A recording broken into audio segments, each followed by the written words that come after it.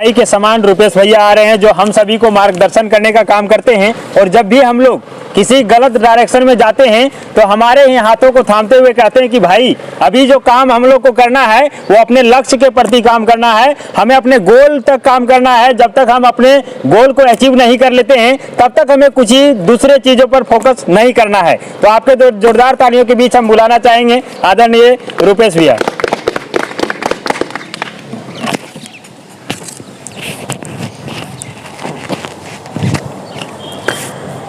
यहाँ उपस्थित सभी भाइयों और बहनों को मेरा नमस्कार और सभी का स्वागत है आज के इस सेमिनार में।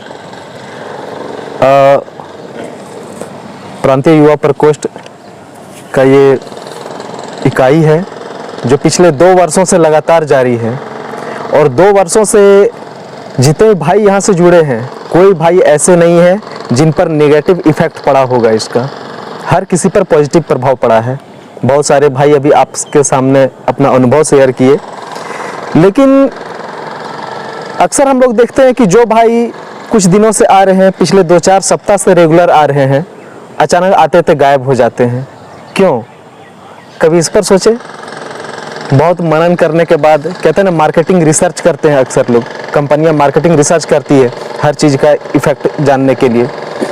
बहुत तरह से पता करने के बाद पता चला, जिस तरह हम लोग अक्सर कहावत में सुनते हैं ना कि हम भारतीयों में एक बड़ी ही अच्छी खूबी है।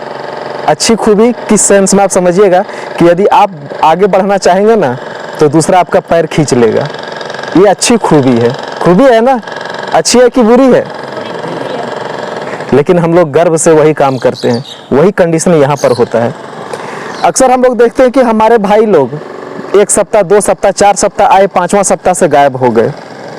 पता चलता है पूछने पर क्या हुआ तो बोल नहीं, हमारे ही साथ में और भी लोग रहते हैं। वो कहते हैं कहाँ जा रहा है, क्या कर रहा है, तुम गायत्री मंत्र सीख रहा है, बाबा बनेगा, अपना सिलेबस तो कवर हो ही नहीं रहा है, तुम वहां पर जा रहा है टाइम देने के लिए।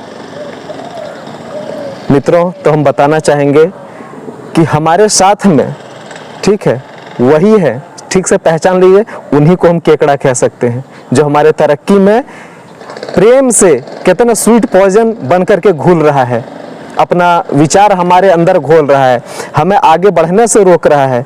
यदि वो उसे तरह तरह की बातों में भड़का देता है और संख्या कभी बहुत अच्छा होता है, कभी कुछ भाई कम हो जाते हैं। एकमात्र रीज़न है कि वह लोग जो सलाहकार बन करके बैठे हुए हैं वो उसी केकड़े की समान है जो कि आपको अच्छाई की ओर आने से रोक देता है। कई युवा भाई डिप्रेशन में चले जाते हैं। आजकल डिप्रेशन में बड़े ही लोग नहीं, छोटे छोटे बच्चों को देखिएगा ना, 3 क्लास 4 क्लास के बच्चों को, तो जब एग्जाम आता है ना तो उन लोग कहते हैं कि अरे यार 3 क्लास का फाइनल एग्जाम में बड़ा टेंशन हो गया है। सुनते हैं ना?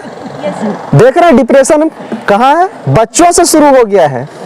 अगर उन डिप्रेशन को अभी नहीं दूर किया जाए तो उसका फ्यूचर क्या होगा समझ सकते हैं?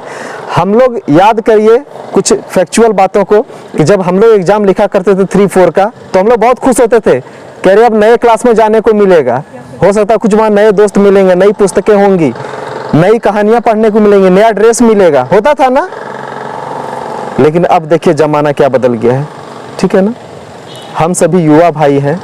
युवाओं के लिए अभी कितने भाइयों ने बताया कि मेडिटेशन कर रहे हैं, 20 मिनट मेडिटेशन करने से हमें तरह तरह का लाभ है। सूर्योदय के पहले उठते हैं, उससे हम टाइम पर होमवर्क कर पाते हैं, पहले जो नहीं होता था उससे बेहतर कर पा रहे हैं। स्वामी विवेकानंद भी यही कहे थे कि अगर भाग्योदय चाहते हो तो सूर्योदय के पहले उठो। सूर्योदय के पहले उठोगे तुम्हारी दशा दिशा दोनों बदल जाएगी, परिस्थितियाँ बदल जाएगी, तुम्हारे अनुकूल हो जाएंगी, सारी बुराइयाँ तुमसे दूर हो जाएंगी। गायत्री मंत्र केवल एक ही चीज़ हमें अच्छा नहीं बनाता है, या ये नहीं कि वो हमारा माइंड को शार्प करता है, उसमें अनेकों ऐसी खूबियां हैं जिसका अंदाज़ा लगाना मुश्किल है। आप और हम सभी को एक गोल निश्चित करते हैं कि एसएससी कर लेना है, बैंकिंग कर लेना है, रेलवे कर लेना है। किसी ने बड़ा अच्छा कहा है कि the sky is the limit of youth. आसमान जो है युवाओं का मतलब मंजिल आसमान में है, और हम लोग मंजिल किसको बनाए हुए हैं? एसएससी को। और मंजिल चुन भी लिए और इतना कमजोर है कि पिछले 5 साल से एसएससी का पीटी तक नहीं निकल रहा है। देख पा रहे हैं? ये अपनी कमजोरी को ढूंढिए, कमजोरी को ढूंढेंगे, उस पर वर्क करेंगे।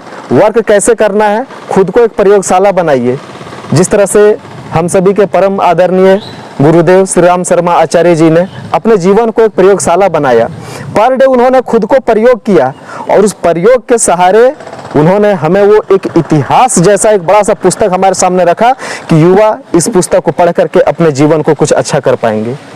हमें भी अपने जीवन को प्रयोगशाला की तरह बनाना होगा। पर डे खुद में प्रयोग करना होगा। आज हम क्या किए, कहाँ तक सफल रहे, और असफल रहे तो फिर उसमें कौन सा एंजाइम मिलाएंगे कि सफलता मिलेगी। और मित्रों, उसी एंजाइम का नाम गायत्री मंत्र है। और उस प्रयोगशाला में जहाँ बैठेंगे, प्रयोगशाला आपका तो आपका कमरा ही रहेगा, ठीक है। कहते गुरुदेव हम लोगों को एक इतिहास दे करके गए, सफलता का मंत्र दे करके गए, क्योंकि उन्होंने प्रयोग अपने जीवन को प्रयोगशाला बनाया और वहाँ से जो रिजल्ट निकला वो हम लोग के लिए छोड़ कर गए। तो आज हम लोग को जरूरत है कि उनको अनुसरण करें और कुछ अच्छा करें। अक्सर युवा इतिहास पढ़ते हैं, सुनते हैं ना, इतिहास पढ़ने वाले महान नहीं होते हैं। गुरुदेव बोल कर गए हैं कि इतिहास पढ़ने वाले महान नहीं होते हैं, महान इतिहास गढ़ने वाले होते हैं। इतिहास पढ़ने वाले तो केवल कामचोर कहलाते हैं। अरे, और जो इतिहास गढ़ते हैं उसे ही सूरवीर कहते हैं। और वो सूरवीरता आपके अंदर भरने का काम यही गायत्री मंत्र करेगा।